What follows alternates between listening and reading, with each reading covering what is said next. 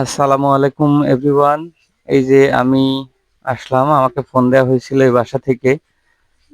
তার গরুর একটু সমস্যা, গরুর একটা ইনজেকশন দেওয়ার জন্য। আমি প্রথমে একটা ডিস্টিল ওয়াটার ভাঙলাম, ভেঙে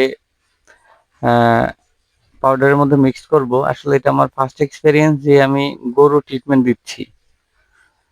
এটা আমার ফার্স্ট এক্সপেরিয়েন্স। আসলে এই গরুটার একটু ম্যাস্টাটাইটিসের প্রবলেম হয়েছে, সাথে একটু খুরা রোগ আছে।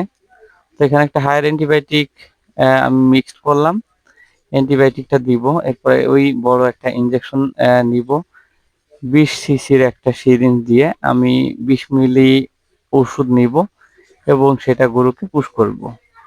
আচ্ছা, আমার ওষুধ নেওয়া হয়ে গেল। এবার আমি গরুকে প্রথমে 10 মিলির একটা সিরিঞ্জ, এটা আমার প্রথম এক্সপেরিমেন্ট, আমি ট্রায়াল দিলাম। আমি ইনজেকশনটা ঠিকভাবে দিতে পেরেছি, ঠিকভাবে দিলাম একটা ইনজেকশন, এক পাশে দেওয়া শেষ হলো।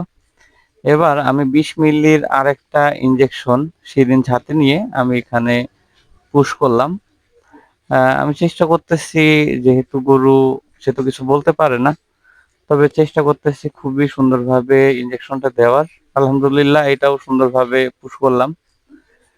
2টা শেষ, এবার 3টা। এটাও 20 সিসির একটা ক্যালসিয়াম ইনজেকশন ছিল এটা, এটাও মাংসে দিতে হবে।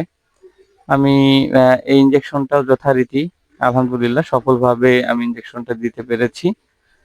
আহ, ভালো লাগছে যে সর্বপ্রথম আমি একটা গরুকে ট্রিটমেন্ট দিচ্ছি, গরুটা এখন ভালো আছে আলহামদুলিল্লাহ।